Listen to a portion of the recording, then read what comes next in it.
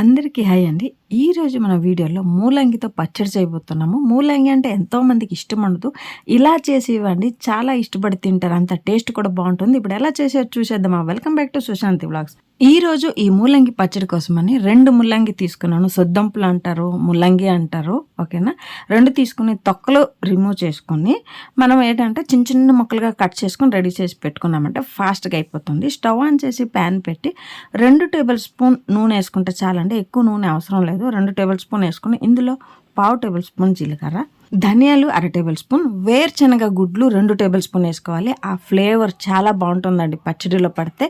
1 నిమిషం లో ఫ్లేమ్కి టర్న్ చేసుకుని ఫ్రై చేసుకోవాలి. ఇవి వచ్చేసి కాశ్మీర్ చిల్లీ అండి. 4 వేసుకుంటే కలర్ బాగుంటుంది, కారం ఉండదు, కలర్ బాగుంటుంది. కర్ణాటకలో బ్యాడ్గా మెంచినకాయ అంటారు. సో 4 వేస్తే మనం చేసే పచ్చడి కలర్ఫుల్గా ఉంటుంది. గుంటూరు మిరపకాయలు ఒక 8 నుండి 10 వేసుకోవాలి.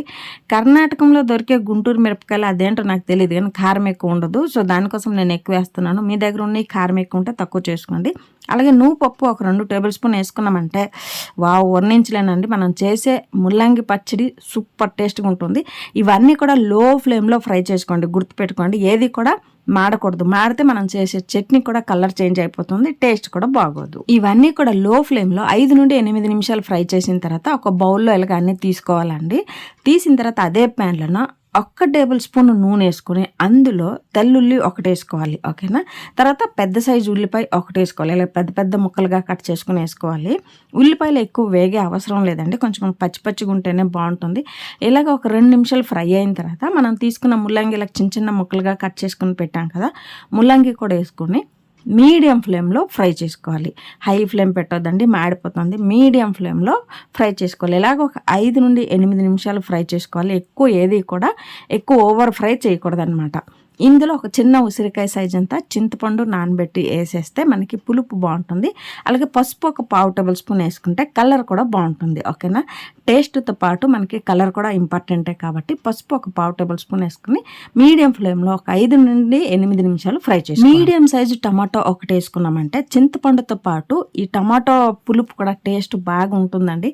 ఒకసారి ఇలా ట్రై చేసుకుని మీ పిల్లలకి ఇవ్వండి. ముల్లంగి అంటే ఎవరికి ఇష్టం లేదు, వాళ్ళు కూడా ఇష్టపడి తింటారు. అందులో ఎండాకాలంలో కొంచెం కారము స్పైసీ అవన్నీ తినరు కదా, ఇలా నీరునంశం ఉన్న కూరగాయలు వండిసి పెట్టామంటే ఒళ్ళు కూడా హీట్ కాకుండా కాపాడుతుంది. ఓకేనా, ఇంత ఫ్రై అయితే చాలండి. ఏది కూడా గోల్డెన్ బ్రౌన్ కలర్ వచ్చినంత వరకు ఫ్రై చేయకూడదు.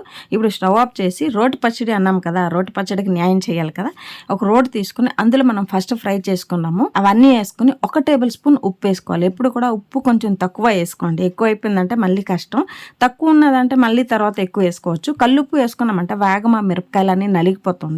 కచ్చాబిచ్చి నలగాలండి, ఎక్కువ చట్నీ లాగా పేస్ట్ లాగా చేసుకోకూడదు.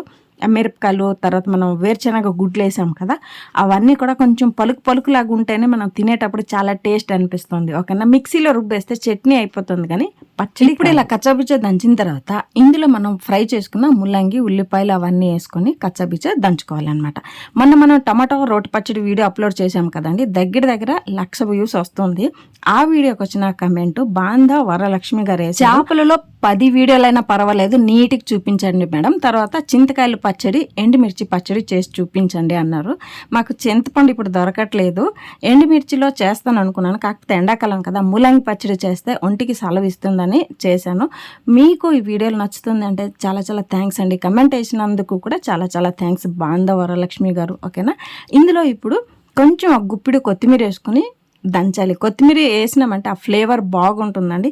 ఇందులో మనం అన్ని ఫ్రై చేసుకున్నాం కాబట్టి బయట అయితే ఒక 2 రోజులు పెట్టుకోవచ్చు, ఫ్రిడ్జ్లో అంటే వారం 10 రోజులు పెట్టుకోవచ్చు. ఎందుకంటే నూనెతో ఫ్రై చేసాం కాబట్టి అంత వేగం చెడిపోదు. మా శిరీష లాంటి వాళ్ళు ముల్లంగి సాంబార్లు వేసినా ఇష్టపడరండి.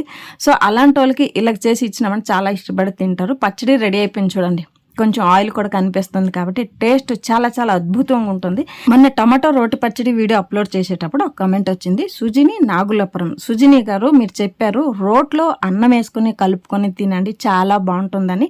సో నేను కూడా అలాగే చేశానండి, చాలా చాలా టేస్ట్గా ఉన్న మా పిల్లలు మా వారు కూడా ఇష్టపడి తిన్నారనమాట.